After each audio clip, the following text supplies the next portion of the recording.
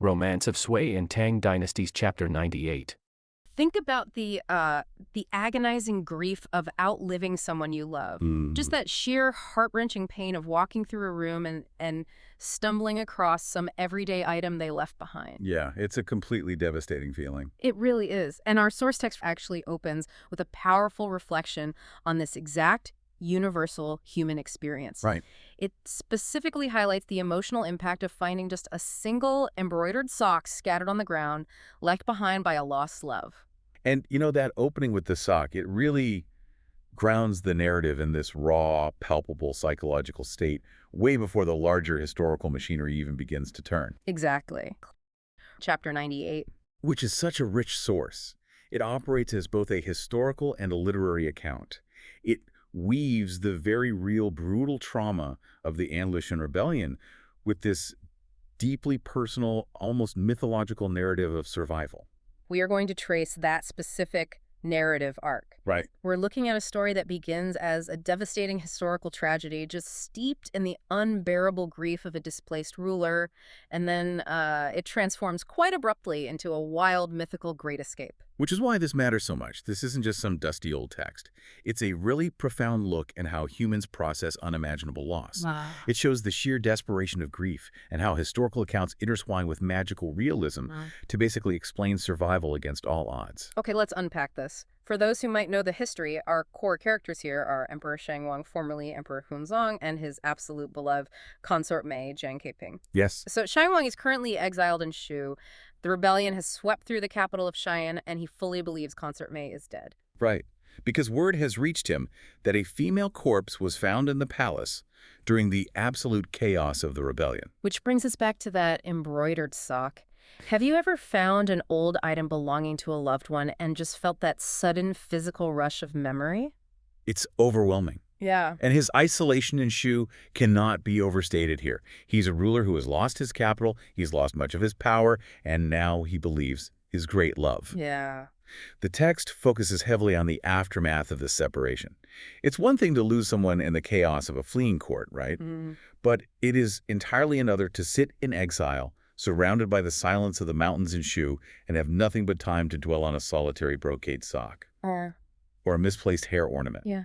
The material remnants of her life just become instruments of psychological torture. And he still has the remaining resources of an empire at his disposal, even in exile. He does. But instead of marshaling troops to go search the ruins of the capital, his first instinct is to turn to the metaphysical. He hires a Taoist mystic named Zhang Shanren to literally search the afterlife for her soul.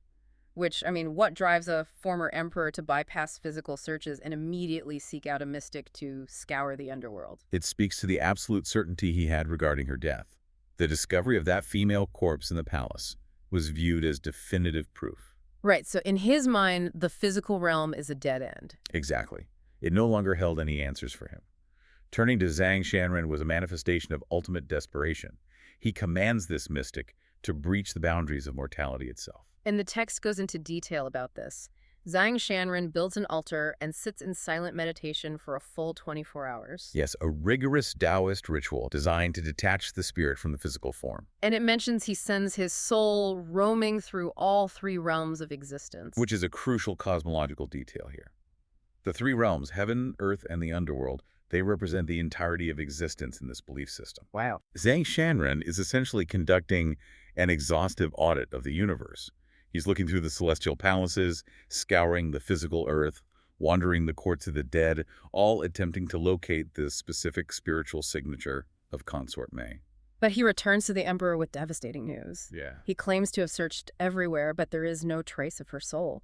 And he even adds that he couldn't find the soul of another lost love, Tai Zhen, either. Which is just a crushing blow. The emperor's reaction is heartbreaking. He asks, where has her fragrant soul gone? And he just breaks down weeping. The failure of the mystic serves as an absolute terminal confirmation of loss for him. If a master Taoist cannot find her in the heavens or the underworld, it strips away that very last sliver of spiritual hope. It's final. Exactly. It suggests a total obliteration of her existence, forcing the emperor to confront a terrifying finality. This realization pushes him into a new, more obsessive phase of mourning, one anchored entirely in memory rather than any hope for a spiritual reunion. And this transition brings us to the portrait. Oh, yeah. A eunuch Gao Lishi, witnesses the emperor's unyielding suffering and presents him with a hyper-realistic painting of Consort Mei. Right. The emperor looks at this painting and sighs, saying it's exactly like her, just not alive. Portraits in this literary tradition often serve as a double-edged sword. They offer the comfort of perfect recall, but constantly punish the viewer with the subject's inanimate nature. The hyperrealism of it almost makes it worse. It only deepens the wound. It brings her physical form into his space with perfect clarity, highlighting the unbearable reality of her absence. He's staring at a flawless representation of life that cannot breathe or speak. He's so moved by it that he actually writes a poem directly onto the painting itself. Yes. He praises her appearance as she used to stand in the Purple Palace, specifically noting her natural grace. He writes about how she never needed heavy makeup to enhance her beauty. But the poem concludes with this deep, tragic frustration. He laments that while the painted silk perfectly captures her past appearance, those painted eyes can never look back at him. Writing the poem directly onto the painting is an act of profound intimacy, but also futility. He's trying to interact with her, layering his current grief over her frozen past image. Right. And the specific mention of the Purple Palace transports his mind back to the height of their shared life in Chang'an, which contrasts so sharply with his current bleak reality in Shu. It's a stark difference. And that fixation on her unmoving eyes represents the ultimate failure of art to replace life. The text notes he constantly unrolls this painting to stare at it, basically trapping himself in an endless, agonizing loop of memory and loss. But then the narrative energy suddenly shifts gears. A rumor begins to circulate through the displaced court. A massive turning point. Whispers suggest that the corpse found in the palace wasn't Consort Mei at all. They say she might actually be alive, lost somewhere among the common people in the aftermath of the rebellion. What's fascinating here is the psychological whiplash. The emperor moves from the depths of passive terminal mourning to a state of explosive bureaucratic action. It's a total 180. The very structure of the story pivots from an intimate elegy to a sweeping empire-wide mobilization. He weaponizes the entire remaining apparatus of his state to find her. He issues an edict to the military, civilians, and scholars. He declares that anyone who finds Jiang Quping or escorts her safely to his location will be awarded a 6th-rank official title and 1 million copper coins. It's wild. For those who might not have the Tang bureaucratic hierarchy memorized, just how significant is a 6th-rank official title combined with that amount of currency? It is an astronomical, life-altering reward. The Tang bureaucracy was strictly stratified into 9 ranks. Achieving a 6th-rank position typically required passing incredibly rigorous imperial examinations or years of steady, prestigious service. So you couldn't just buy your way in easily? No, it elevated a person and their family firmly into the ruling elite. It granted them significant political power, land privileges, and social status. And the money? 1 million copper coins is a multi-generational fortune. Offering as to anyone, even a commoner or a foot soldier, demonstrates a willingness to completely upend the established social order. He is essentially offering a kingdom's ransom for one single person. The pacing of events accelerates dramatically following this edict. Emperor Sezong, who has taken control of the empire's recovery efforts, sends a memorial, an official document confirming he has news of her whereabouts. Right.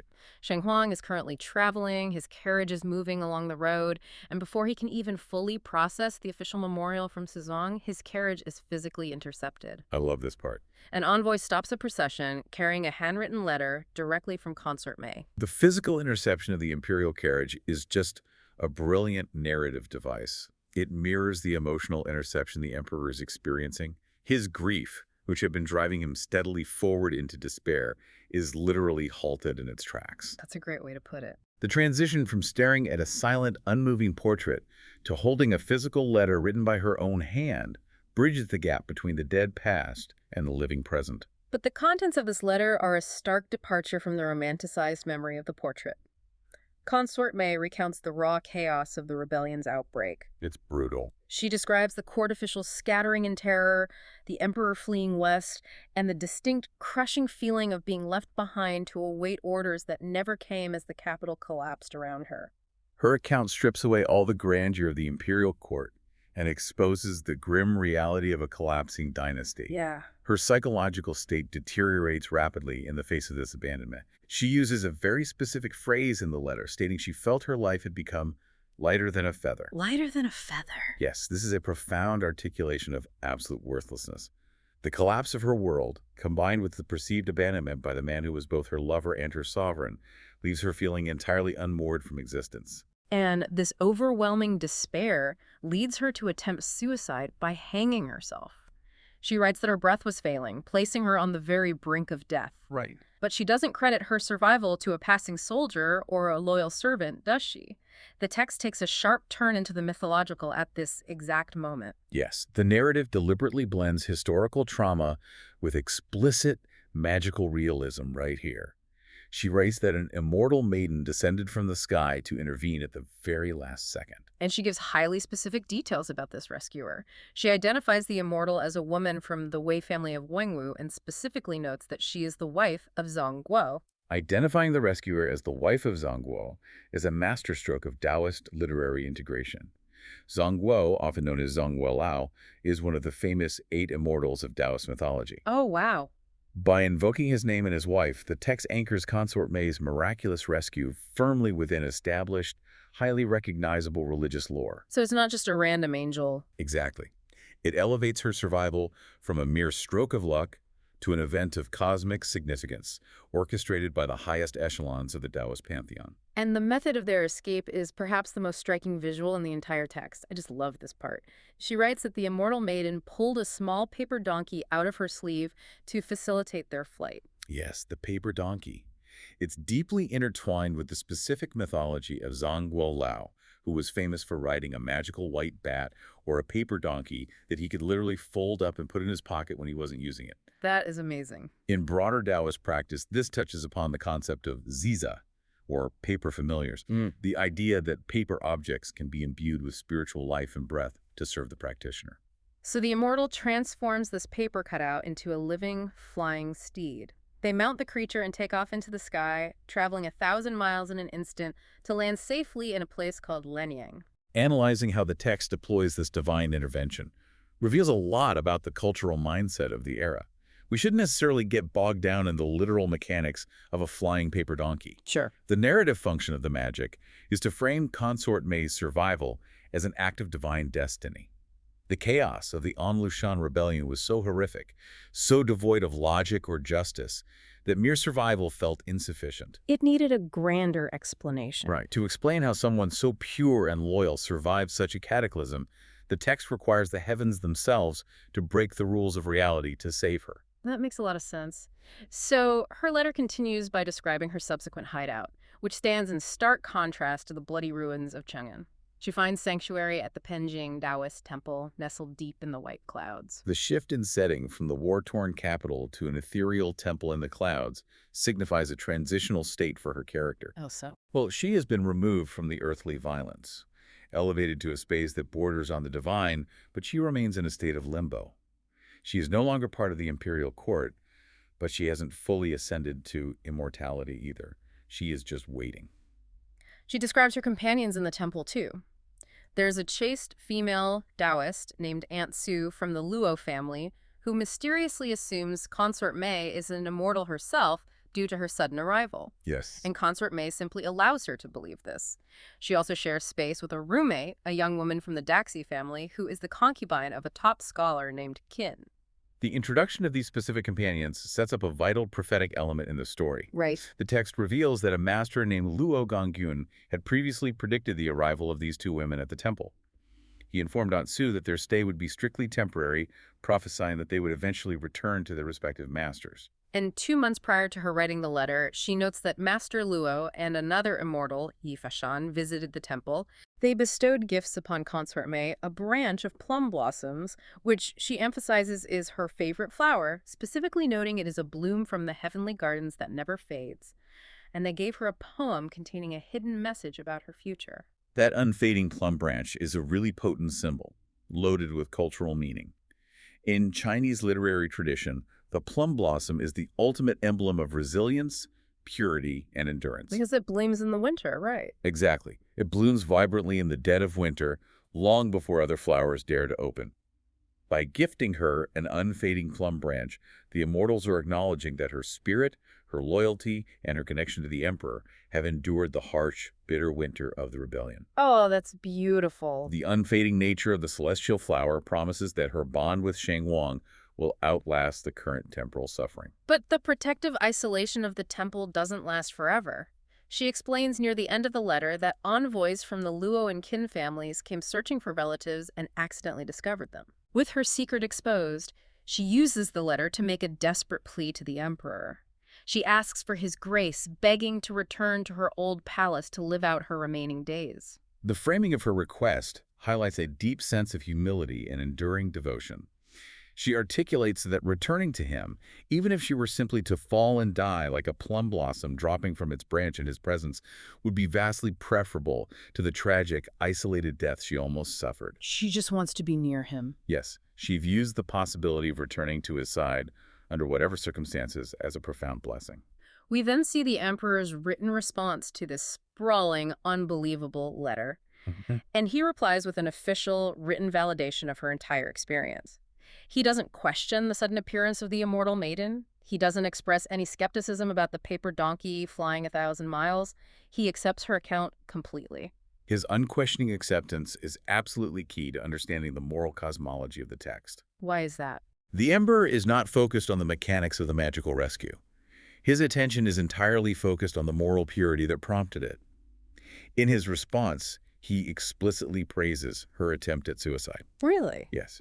In the context of dynastic literature, her willingness to hang herself rather than face capture or dishonor is interpreted as the zenith of loyalty and extreme devotion to her sovereign. Wow. So he writes that it was precisely this intense sincerity and her willingness to die for her honor that moved the heavens to intervene. Exactly. Within his worldview, the magical rescue was not an accident of fate. It was the inevitable cosmic reward for her flawless moral character. Because she was willing to sacrifice everything. Yes. The heavens employed an immortal and a paper donkey because she proved herself undeniably worthy. He also draws a poignant contrast between their respective experiences during their separation. Right. He notes the bitter irony that while he was fruitlessly searching the afterlife and torturing himself with a silent, lifeless painting, she was soaring through the clouds with the mortals and receiving celestial prophecies about their reunion. He concludes his response by instructing her to stop weeping alone in the cold night. He asks her to reflect on his past affection for her and to prepare for his new favor.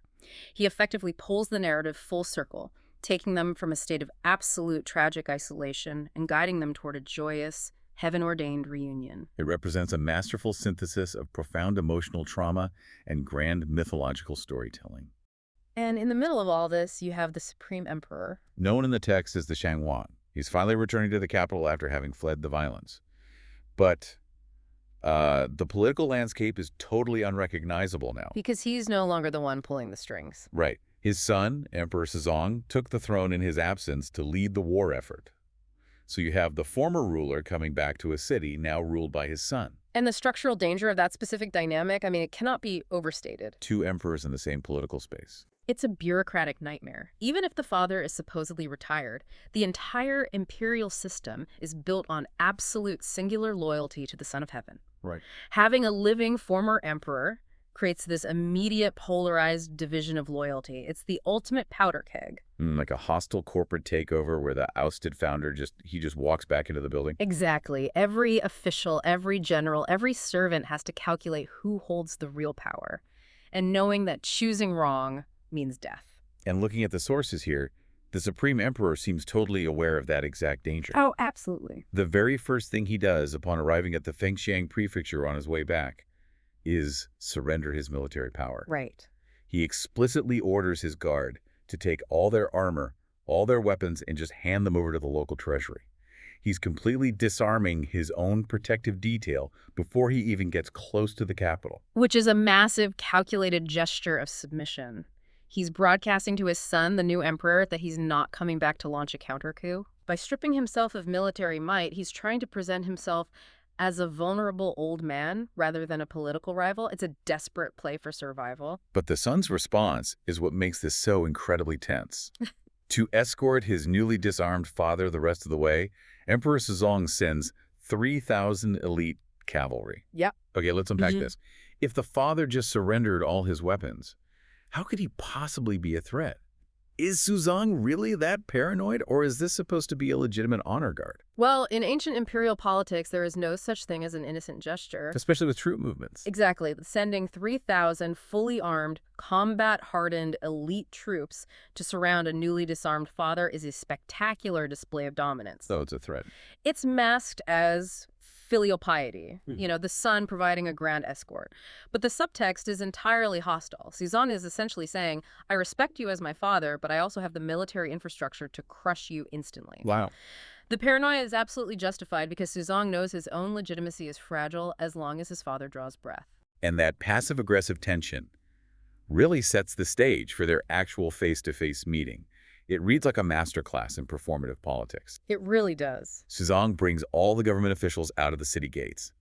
The common people are blocking the roads, bowing, shouting, "Long live the emperor!" And what does Suzong do? He falls entirely to the ground in front of his father's carriage, weeping uncontrollably. Yeah. But the sources place a huge emphasis on what they are wearing. Yes, the wardrobe choices are critical here. Suzong refuses to wear the imperial yellow robe. He shows up wearing a purple robe instead. What's the subtext there? The color of the robe is everything in this heavily codified society. Purple is the color of a subordinate official. By wearing it, Suzong is visually declaring to the assembled court, I am just a humble servant to my father. Which is brilliant political theater. It is. He even begs his father to take the throne back. But both men are trapped in a script they can't deviate from. Right, because if the father actually accepts the throne, It's a declaration of civil war. and if the son doesn't offer it. He looks like a power-hungry usurper who ousted his own father. So the Supreme Emperor plays his part perfectly to defuse the trap.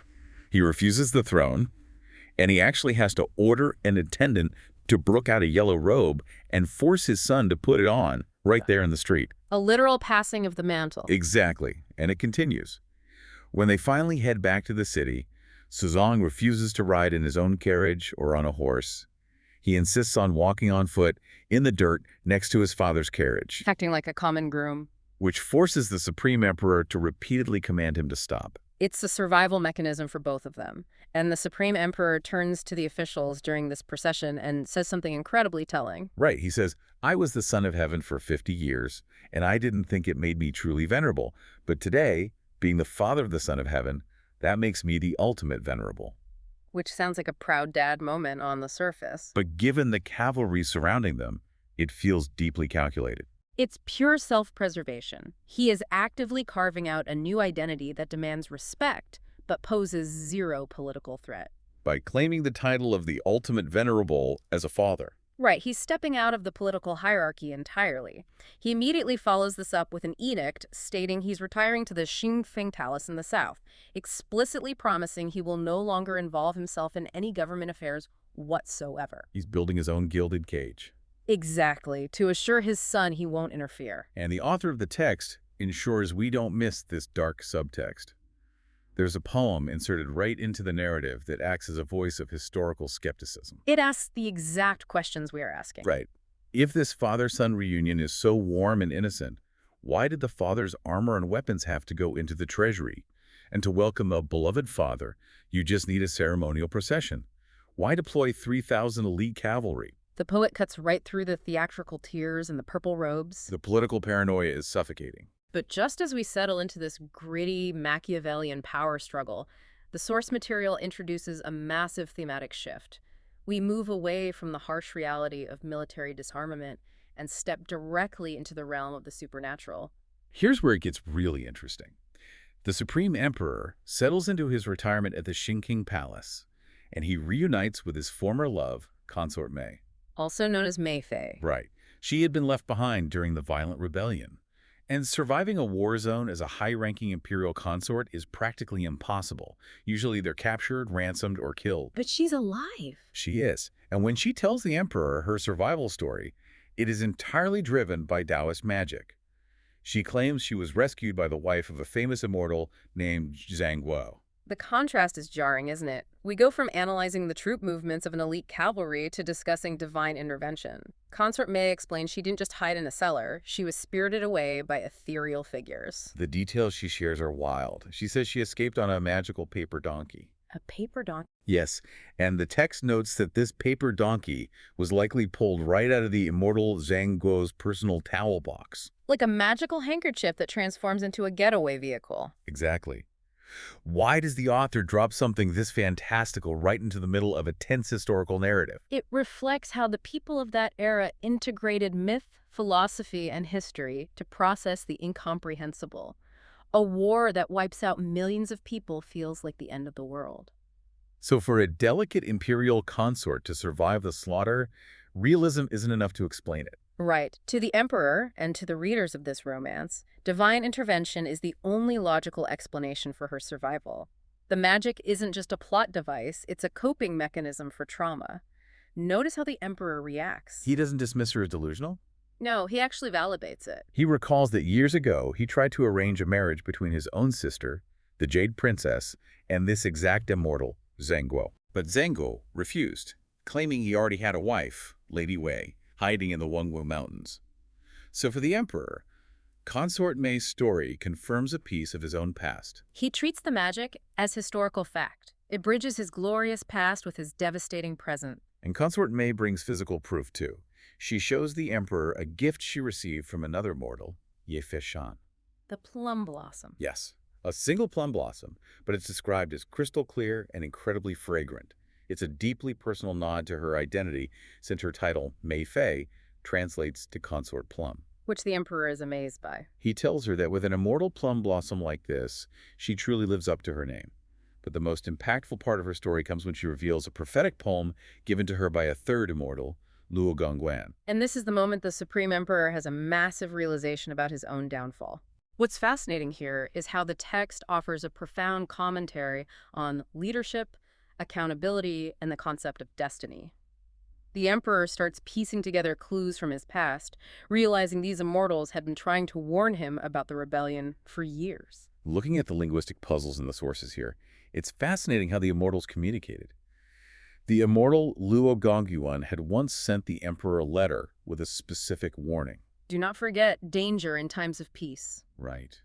And the Chinese word for peace is an, which happens to be the surname of the rebel leader who destroyed the empire, An Lushan.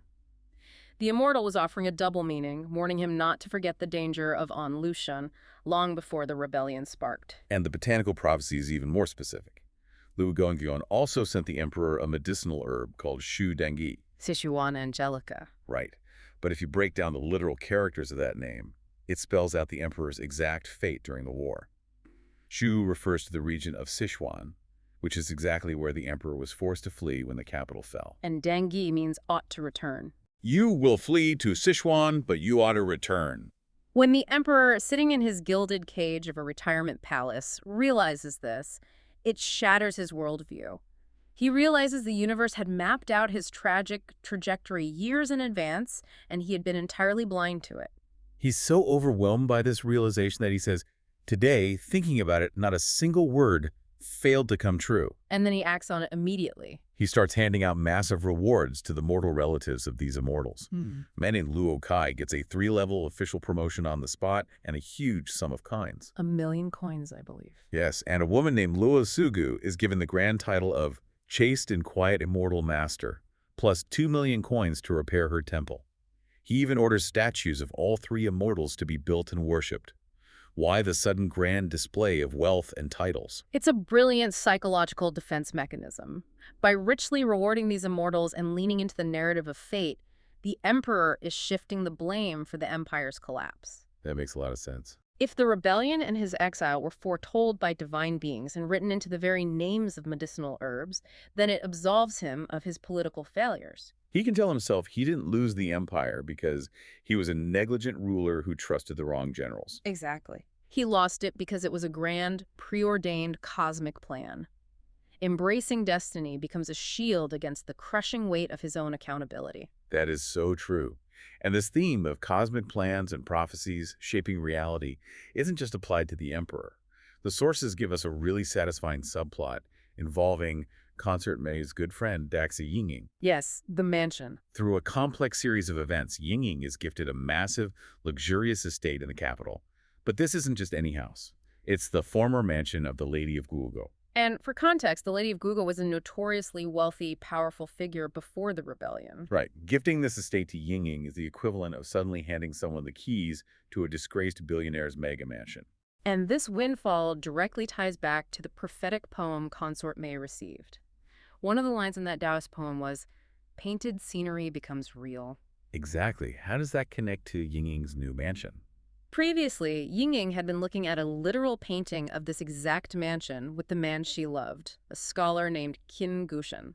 At the time, she was keeping her true identity a secret from him. But now, post-rebellion, she has been handed the physical deed to the actual mansion from the painting.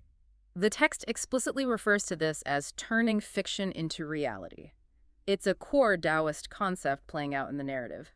If a solid, invincible empire can vanish overnight into nothingness, then why can't a beautiful painting manifest into solid reality? The boundaries between what's real and what's illusion are completely blurred by the chaos of the war. Exactly. It provides a fairy tale resolution for her character. She's reunited with the scholar, Qin Gushan, and they're able to marry.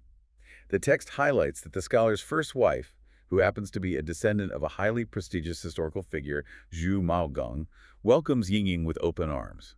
The sources tell us the wives get along perfectly, they raise noble children, and the men achieve highly successful careers. It is the ultimate happy ending amidst the rubble of the capital. Which is deliberately placed there by the author to serve as a sharp contrast to the fate of our main characters. Ying gets the fairy tale ending, turning a painting into a real life. But when the narrative pivots back to Consort May and the Supreme Emperor, the reality of their situation is much darker. And much more complicated. Despite surviving the war, despite the paper donkey escapes and the magical plum blossoms, Consort May is deeply traumatized. The weight of time and history is crushing her. She approaches the emperor, weeping so hard the text says her tears fall like rain. She begs him to let her leave the Xingqing Palace and be banished to the Shenyang Palace. She tells him, "I am old. My beauty is fading. I was previously slandered and fell out of favor." Right. You need someone young and beautiful to comfort you in your old age. I should step aside. It's a devastatingly poignant moment that grounds the story back in harsh realism.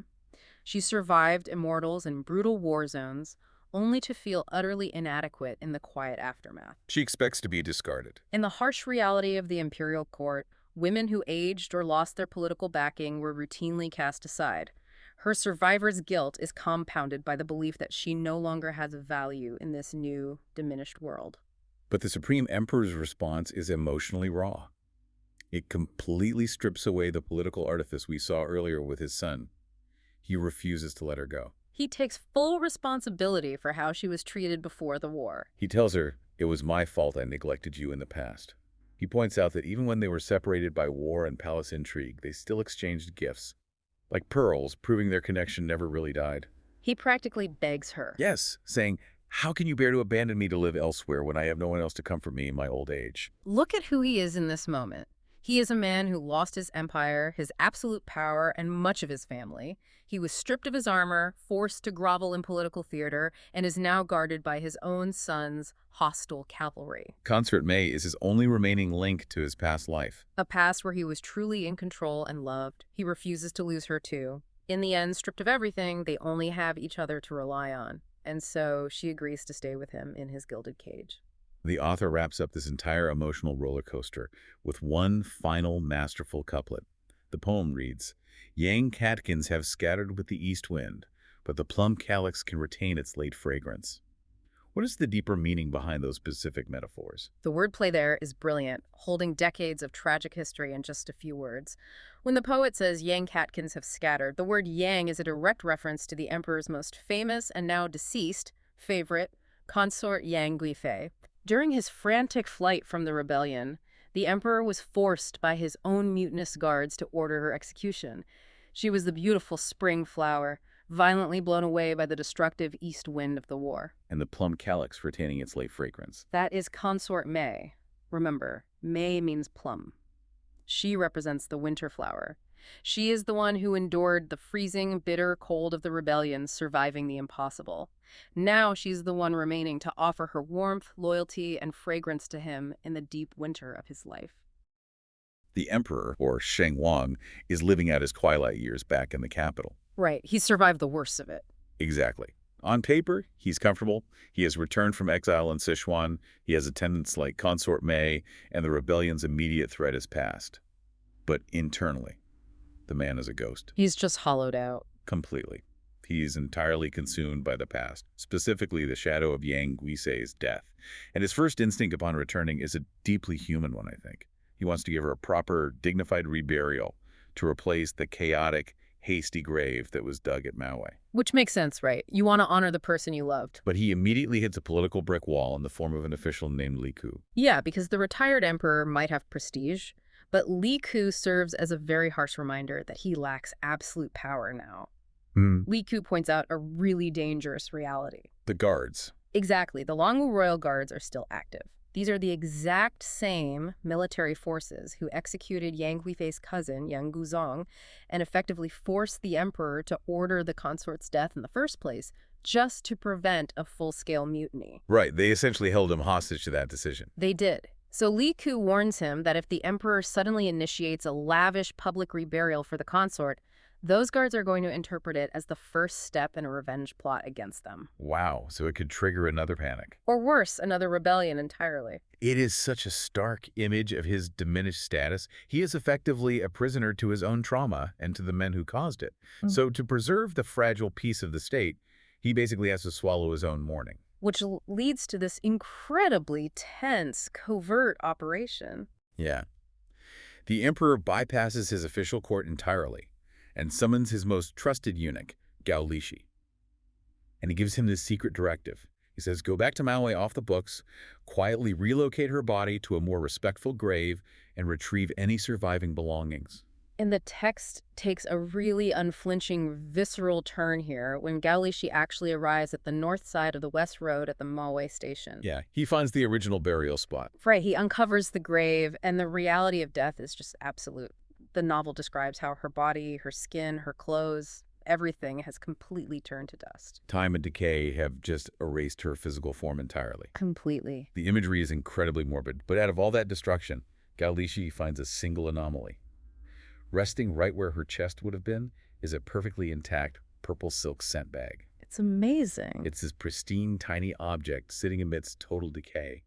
And the author provides these highly specific details about its survival. It was woven from ice silk, which was a luxury foreign tribute, and filled with a potent, exotic incense that actually repelled decay. Think about the objects you keep in a shoebox under your bed. Right. Like an old movie ticket or a dried flower.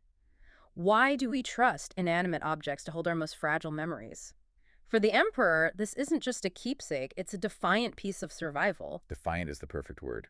What's fascinating here is the stark contrast being drawn between the political fragility of the emperor's power and the physical durability of this foreign artifact. I mean, the emperor's empire fractured. His absolute authority was compromised by his own guards. Yeah. And the very flesh of the woman he loved has dissolved into ash.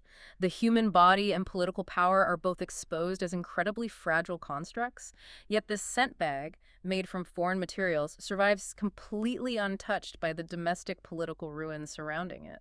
It almost feels mocking in its perfection, Yeah. you know? But I think it also serves as the ultimate metaphor for how the emperor views his own past. That surviving scent bag represents an idealized, indestructible memory of the consort. It is completely untouched by the ugly, messy, humiliating political realities of her death. He can hold that pristine purple silk and connect with the romance of their history, willfully ignoring the brutal reality of the dust it was buried in. He is using the object to curate his grief, but the text quickly pivots to show us what happens when an intimate object falls out of that carefully curated royal sphere and into the hands of the public. Yes, which brings us to the second artifact Gao Lishi finds, the brocade sock. And this takes the narrative in a wildly different, deeply uncomfortable direction. It really does. Gao Lishi is still in the Maui area when he hears a rumor about another item belonging to Yang Guifei. He ends up acquiring this brocade sock, but he has to pay 10,000 cash to get it. 10,000 cash. Right. And the survival story of this sock is fascinating because it highlights the class disparity of a national tragedy. After the royal carriage fled the post station, local postal workers were sent in to literally sweep up the mess. Just everyday people cleaning up after a disaster. Exactly. A worker named Kian is cleaning near a Buddhist temple wall, and he finds a single sock hidden away. And Qian immediately recognizes the value of what he's found. He knows it belongs to a royal concubine, so he smuggles it home and gives it to his mother, who the text refers to as Mother Qian. And the visual description of this sock is stunning. It's a dazzling 5-color brocade embroidery featuring twin lotus flowers blooming on a single stalk.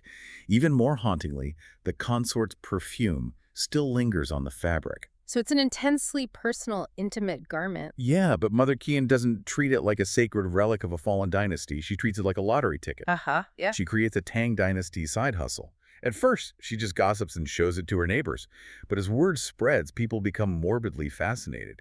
Strangers start showing up at her door, and Mother Qian starts charging admission. It is a brilliant commentary on the commodification of grief. For the emperor, this tragedy was a world-ending sacred event.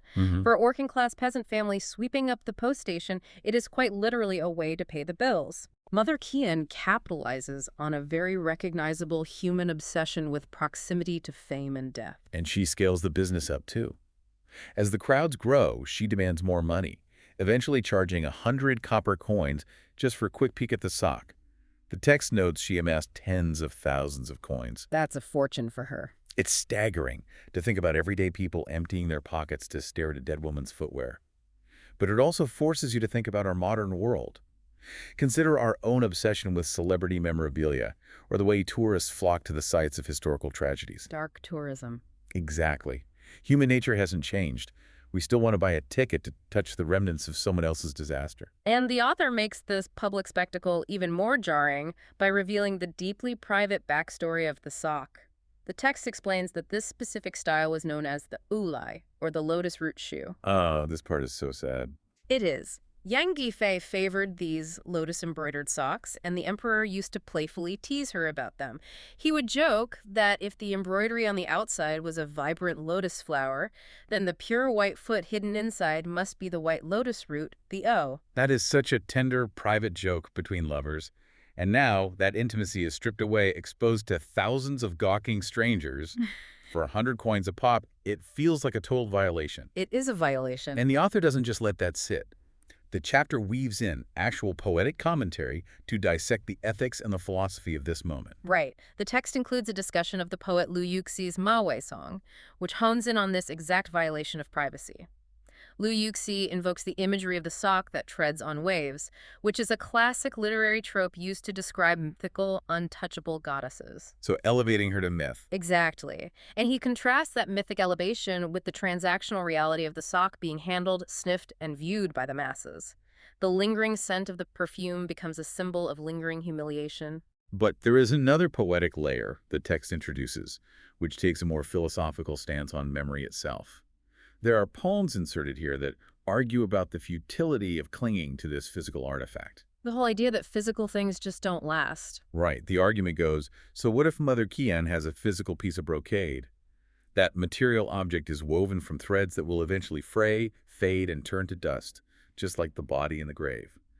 The poem compares Yang Guifei to Shishi, a legendary beauty from antiquity, arguing that true immortality doesn't live in a surviving piece of silk. It lives in the intangible. Yes, in stories, in memory, in art. Charging coins to look at a decaying sock is ultimately a meaningless attempt to capture a legacy that has already moved into the realm of myth. And that philosophical argument serves as the perfect bridge to the next sequence of the chapter. Gao Lixi brings both the pristine scent bag and the recovered brocade sock back to the retired emperor. The emperor looks at them, weeps over them, and stores them away. But these physical objects, no matter how perfectly preserved or intimately connected to his past, fail to bring him any real solace. The material world is just insufficient for the scale of his grief. Here's where it gets really interesting. Because physical objects fail, the narrative shifts entirely to the realm of intangible art. The setting moves to the Qinzheng Tower at night. The emperor is grief-stricken, unable to sleep, staring out at the smoke and clouds, completely lost in his memories. It's such a cinematic image. It really is. Yeah. And in the quiet of the night, he hears a distant, clear, singing voice drifting through the air. He listens, recognizes the style, and comes to a tragic realization. His favorite musician from his glory days, a man named Huang Fenshuo, has recently passed away. And the loss of Huang Fanchu represents the vanishing of an entire era. It's not just the consort who is gone, it is the entire cultural ecosystem they inhabited. The artists, the musicians, the court life that defined his reign, it is all slipping away. Feeling the crushing weight of this compounding loss, the emperor summons two musicians who are still with him, Li Mo and Zhang Yehu. He asks them to perform an original composition of his, a piece titled Rain Drenching the Bells or Yulinling. And the performance described in the text is haunting. Yeah. Yehu sings with an open throat, and Limo accompanies him on a magical short flute supposedly gifted by a fairy. The music they produce is profoundly devastating. It is described as literally weeping and complaining, sending waves of intense sorrow over anyone within earshot. And to really grasp that, you have to know where the song came from. Right, the origin story of the melody. The text provides a flashback that takes us out of the comfortable capital and back to the terrifying, muddy reality of the emperor's retreat toward Chengdu during the rebellion. That flashback is an absolute masterclass in setting a mood. The emperor is at the Shigu Pass. It has been raining for 10 relentless days. Just miserable. He is cold, he's exhausted, his empire is burning, and he's just been forced to execute the love of his life. As his carriage navigates these treacherous, rough-hewn wooden plank roads carved into the mountains, the bells attached to the carriage are jingling constantly. In the rain. In the endless rain, echoing through the desolate valleys, the sound is agonizing. It is the literal soundtrack to the lowest, most powerless moment of his entire life. He is a man who previously controlled the known world, now reduced to shivering in a carriage, tormented by the noise of his own retreat. So he complains to his musician, the very same Huang Fanchuo, who has just died in the present timeline. He tells Huang that the sound of the bells is unbearable. And the interaction that follows is just brilliant. You would expect a court musician to bow, agree, and offer empty comforts to a grieving monarch. Instead, Huang Fanchuo makes a joke. A very risky joke. Yeah, he tells the emperor that the bells are being disrespectful and ought to be punished. The emperor is confused, of course. How can a piece of metal be disrespectful? Huang Fanchuo replies, listen closely, they're saying San Lang Lang Dang. It is an incredibly bold, almost insubordinate piece of wordplay. Sanlang was the emperor's informal family nickname, and Langdang carries a dual, meaning it is the onomatopoeia for the clinking of bells or chains, but it also means to be down and out, destitute, or ruined. So he's calling him a failure. Essentially, yes. The musician is looking at the most powerful man in the world who has just lost everything and joking that the carriage bells are mocking him, calling him a down-and-out failure. It almost feels like an act of artistic alchemy. Think about it. Yeah. The emperor is at rock bottom, but instead of flying into a rage at this cheeky joke, he laughs. He needed it. He actually appreciates the dark gallows humor of San Lang Lang Dang. Yeah. And then he takes the rhythmic cadence of that mocking phrase and he uses it as the foundational melody for rain drenching the bells. He takes the literal annoying sound of his own political and personal ruin and weaponizes it into a musical masterpiece.